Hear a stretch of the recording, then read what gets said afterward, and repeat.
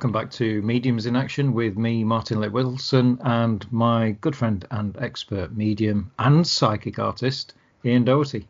Hello, Martin. Hello, everybody. Thank you for the intro. It's lovely doing these podcasts with you, Martin. You know, very, very value friend, and I learn a great deal from you. You know, you challenge me, you challenge my mind to go researching. You know what I mean? So it is good, but it's what the podcasts want, isn't it?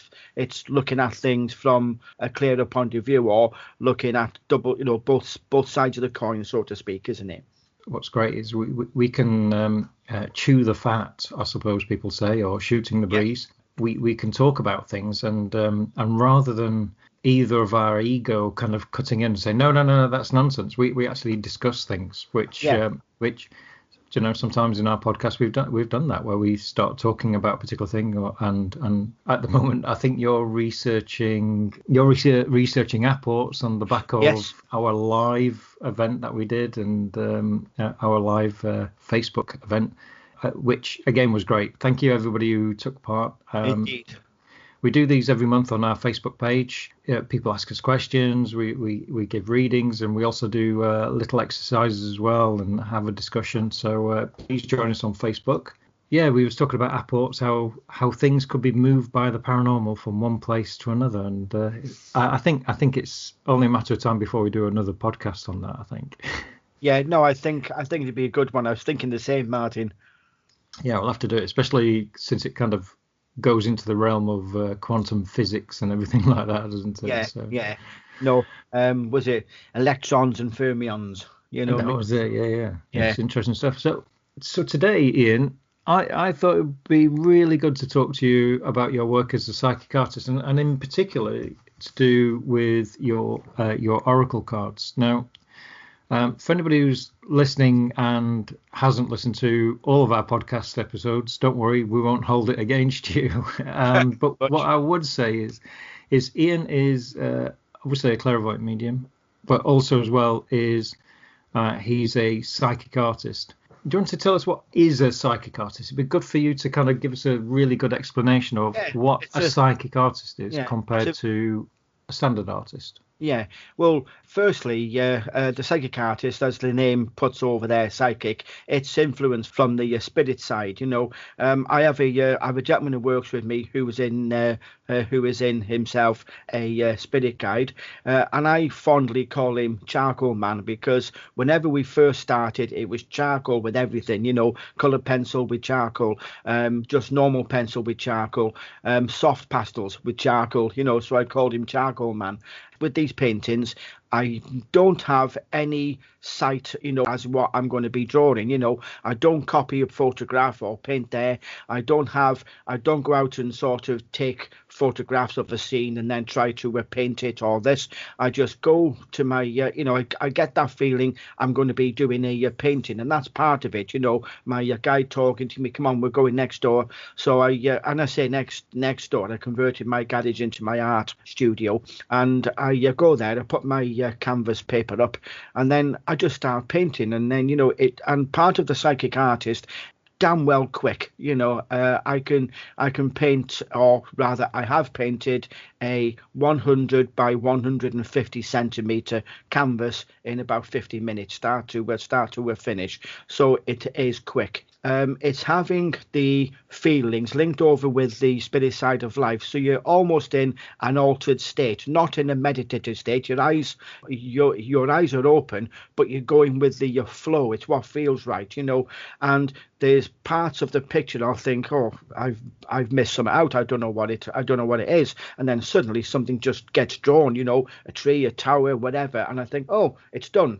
And the feelings that you get from it, and the psychic impressions, they change as you are painting. It just changes, you get the depth, you get certain things happen, you add something in, and then the feeling changes totally, and then you've done it. But at times I get told, particularly in the earlier days when I was doing more pastels, it was very much a case of, oh, it's a red sky, and that's it, and since I've moved for oils, which I love doing oils, it just goes, you just put it on and it's poof, There's sometimes my guide, he sort of laughs at me. He says, in the bin. So it gets ripped up, it puts in the bin, whether I like it or not. And at times I'm thinking, I don't like this, and it said, don't you dare throw that away. And then a couple of changes happen, and I'm in love with the painting. So you don't see what it is you're painting. Also you see your brush and you see the canvas and the colour, but you don't know what it is you're painting. And it's when it finishes, I'm thinking, wow, I didn't think I was going to be doing that.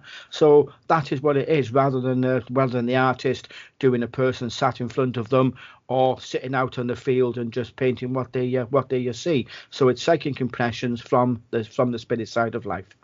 And also as well is, which is very different about your art or my experience of psychic art, is usually when somebody says I'm a psychic artist, you imagine that they're drawing portraits of spirits.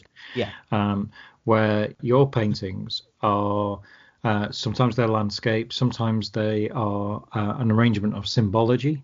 So it could be quite landscapey, but there's also symbology in there, and often I've seen where you've drawn sort of fences, or you've drawn things that have greater symbolization. So I think you said to me once that a fence possibly meant or pathways, meaning that there's an onward journey, or the symbology in your pictures that give a greater reading or greater meaning to what those pictures are. The symbology that's put in there is obviously from spirit. And then do you have to write the interpretation, or is that guided by spirit as well? That is guided spirit side, where I've done a lot of demos where I've done the paintings beforehand, turned up and given them to the people who spirit say you with that person with this painting and that person with that one, and the symbology comes just clear. It's very, very, it's like the psychic art itself. It's very, very quick, very, very to the point, bang, bang, bang. It can be very, very moving, very, very deep, because where it comes with my style of artwork, it's sort of what you call it, derivative from an aurograph, which is a sort of representation of a person's life, from years ago to where they are now, or it could be a snippet of the past 2 months, the past 3 years. So it sort of puts in their life pathway, so you can therefore, working with your spirit guide, sort of say, well, if you carry on doing this, you're going to block people out totally. If you think, well, I don't want to be blocking people out, then the art, maybe you might think about letting people back in. So it gives an insight of what they could do, not necessarily what it's saying to you that you must, but it highlights things that they may not know that they, or may not realize that they're doing, because they've been doing it for so long. It becomes almost like a habit, doesn't it? You just don't realize it's taking place. Symbology, and I do a lot of landscapes, a lot of seascapes, mountains, I do buildings and bridges and stuff, but they all have a person at that time. And I've found the more that I've been doing this, the way that the painting's been done, it could be at times very, very, very, very detailed, precise, and that reflects a person's personality, not in an OCD, but they're very particular, they've got to do this, got to do that, I do it this way. And yet at other times I'm thinking, oh my God, that picture is gopping, I really hate it, it's disgusting. And yet to me, as being a artist, I'd like to get things right. I like the picture to look nice, and at times it's done as if a 7-year-old's done it. When I go to the person who it's for, they are very childlike. They have that inner child is out there. They don't have the regimentation of the mind. They just do things and make them happy. So it's a reflection of the style, particularly the colours of the whole frame of the artwork represents that person's sort of character, if you wish. So it's just an added thing, putting into the person. But if you think about it, if the picture, the painting is representative of a person's life way, then it should have their personality in it. It just wouldn't make sense otherwise.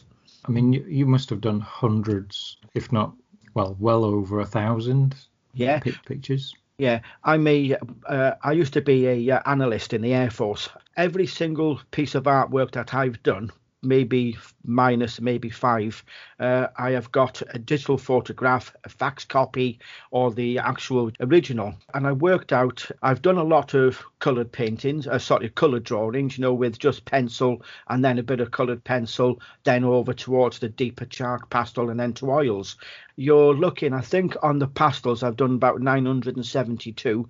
The oils is 738, I believe, and then it's about 225 pencil drawings. Wow. Wow. That is over a long period of time, mind. But I've got a copy of everything. I just like to see the way that it's. I think in myself when I first started.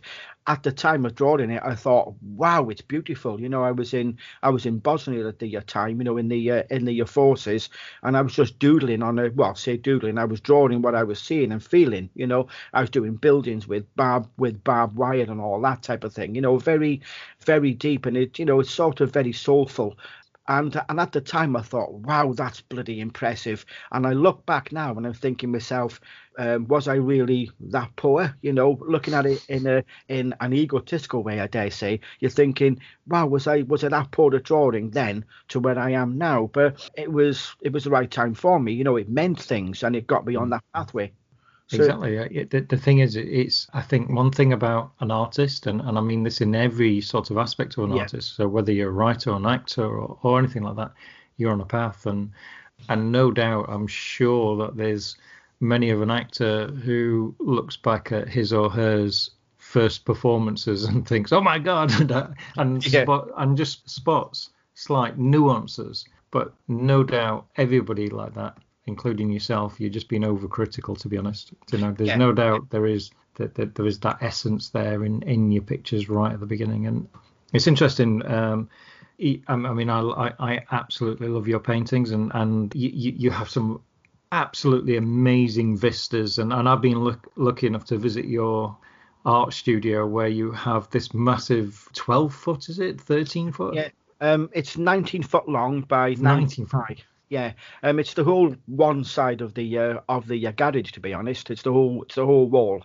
everything. It's amazing, absolutely, this amazing mural, and it's almost like please forgive me if I get this wrong, but to me it was almost like a scene from almost like a Canadian forest. Yeah, loads of people have said that, Martin. It looks absolutely astounding, and what I like about your paintings. Ian will say on his Facebook page, and I'll put the link there, but on his Aura Arts page, he'll say, oh, I'm doing some paintings this weekend, or I'm going into the studio. So I think, oh, excellent, I can't wait to see what happens. And the reason why, and this is probably the devilment in me, I think, is that I know that Ian's paintings are not just there to be pretty. There's other things in there. So I'll see a number of his Facebook followers saying, oh, I can't wait, and that sort of thing. And then he'll reveal a skull floating or two skulls, kind of. And I know straight away, the thing is, and we've talked about this on the podcast, but, it's the symbology could actually, especially with the skulls, it's not just about death or anything like that. It's actually about, the recent one you did with the two skulls, kind of a lot of people kind of didn't quite understand where that was coming from, and I think the thing is it's about the message, and the message that ultimately you get from spirit is positive, and it does run through in your artwork that there is always a positive uplift on it. There's nothing that there's no two skulls and it said nuclear war is imminent or anything. No. There is one I did with the two skulls in the top left hand corner of the sky and two angels sitting down round a campfire, and really you're thinking, well, shouldn't it be the other way around? The angels in the sky, and then the skulls in the bottom, as in a grave or something. But it was a slant on how we think about death, and really looking back at your life, we're spiritual, we're physical. So when I did the write up for it, because I did the painting and people were so, oh, I don't like that, it's awful, or it doesn't give me a nice feeling. So Spirit come with this write up, which it's one of my new oracle cards, and I put that on Facebook, and the amount of people said, oh my God, we didn't realize that, how beautiful, how moving that is, so it's all, as you said, it's all in that message, rather than just what the art is. That's why I find your art so intriguing, And as I say, when I see your art, it's kind of a natural progression that the art is used in some form of sort of either divination or. And 5 years ago, you did your first set of oracle cards, which just absolutely blew me away. There's two sides. Not only the art and the book and the messages that come from the cards, and I use these cards every week. Not only that, but also as well is that you pulled all that together by yourself, and you did a cracking job, absolutely. Thank you. And it's just amazing. And I remember that these cards came out, and how many did you sell in the end? I did them all in pastels because that was my fluid way of doing things. I got used to it. I enjoyed it. I did a run of 100. I wish I'd done more, to be honest. But from giving a couple of packs away, to my friends, I do a competition on my page. I give a pack to family. I kept a pack for myself. The rest sold within about 16 days. It was gone. I wasn't looking to do a second run of that. I said to people, this is a unique one-off. There won't be any more. So that was out of a sort of a thank you to them. They've got a unique pack that won't be seen anywhere else. And mine's for sale on eBay for £6 million. But no, it's absolutely, it's a wonderful pack, and the messages that come through in the interpretation as well are absolutely bang on and really good. And I'm pleased to say, and this is another reason why we want to talk as well today, is because Ian is about to launch your new pack 5 years later, a new pack of oracle cards. How many cards again is it? This is 50 cards this time.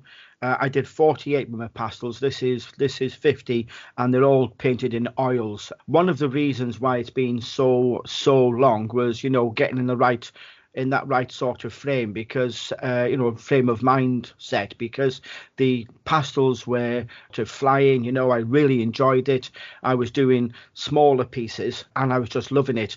I've got, I think it's 150 colours of pastels in the pastel sticks. I've got pastel pencils, and it just flows. I'd be saying to Spirit, will you slow down a minute, my arm's aching, and the picture's done. You're talking, some are done in 8 or 9 minutes for an A for pastel drawing done. And then I just found, I think I'll try oils, whether it's my idea or charcoal man's.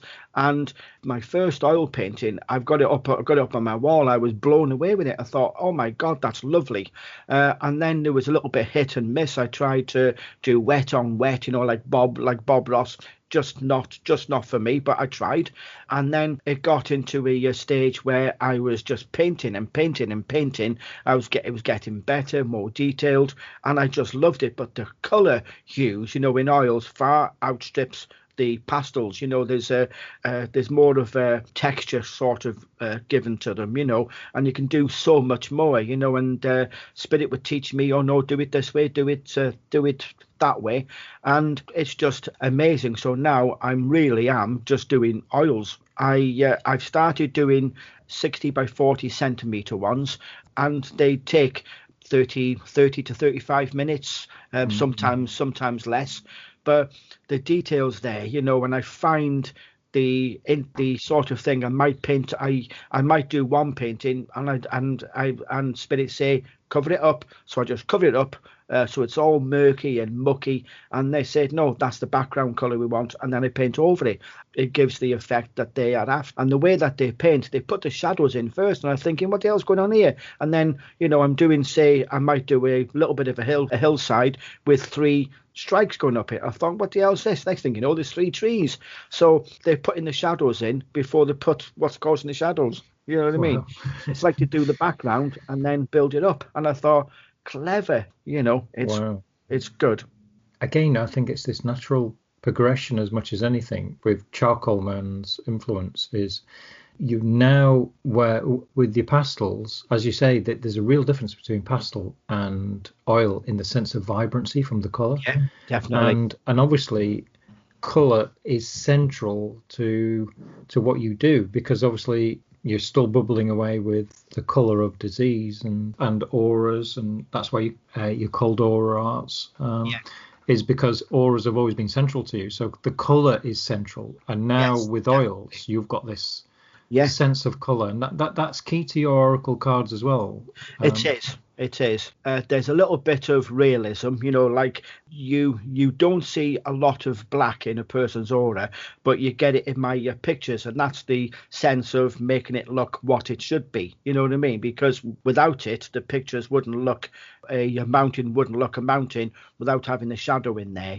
So, but that comes over into a deeper element, going into the psyche more. I could talk like this for ages, but I don't want to get too deep into this podcast. I'm planning on doing a little workshop which we can put on our page on Teachable, which will go into it a little bit more, but it's sort of putting over where the picture needs to look like it is, and then there's a reason again for having that darker hue. I always look at the darker hues of a color, like a dark green versus a light green, as more deeper aspects, emotions in a darker color than there is in a lighter color. So that has a definite feeling and can change the whole resonance of the painting itself. So it goes into deeper aspects that people try. I wouldn't say try to hide, but they don't tell people. So it's a good eye opener to sort of help people to realize, or to be able to voice and think, oh my God, this is happening to me, or I'm doing this, and then they have that chance then to think, well, I keep on doing it because I'm loving it, or I got the chance to change. So it has a big wider aspect on that. Let's say, for argument's sake, you're asked to put a little bit of red onto your picture. What does red mean to you, very quickly? Depends on the hue. It really does, because when you're looking at it again, the darker to the lighter, red is very much stress to me. It's stress. It's never a danger. It's just stress. It's putting over perhaps a little bit of anger, dependent on where it is in the actual painting. But you're looking at the deeper reds can come over to something that's really boiling the blood, and it comes over to passion, and it can be a stem over from working through bereavement. There's a little bit of that there, because we all go through an anger, and that sort of situation, and then it sort of comes over. The lighter ones are more to do with tiredness. The lighter reds, they're more wishy-washy colours, like you put ink into water. That is more to do with I'm tired, mentally or physically, depending again where in the painting it is. The reason why I ask you that is because obviously you see auras as well. Yes. So you've kind of semi-answered this, and I kind of think I know what the answer is going to be. But so what you experience when you look at somebody, and let's say you see like a light pink or a certain hue, that person is maybe suffering from stress. And the same color also transfers. Let's say you then did a psychic art painting for them, it might have those hues in there as well, would it? Yes, very, very, very likely, because the paintings that I do, bear in mind, when I was doing demos, I'd be saying to my guys, we got a demo on Thursday. Yep, you're doing 7. So I do 7 paintings in readiness for that demo, and they're all taken, But it's. I'm laughing because I think it's amazing, that spirit, and it's just great, and it's like when before a ghost hunt, you know that you'd be giving a reading to 2 people, not any more, not any less. There's 2 people. It is though. You'll be, because I always say when I go into a ghost hunt was, if I have the opportunity to help people, please, and they just say yes, and then there'll be a couple of messages in break time, not taken from anybody else's experiences. The one thing when I'm seeing people's auras as well, you touched on it earlier, the teachings from William, I'm learning to see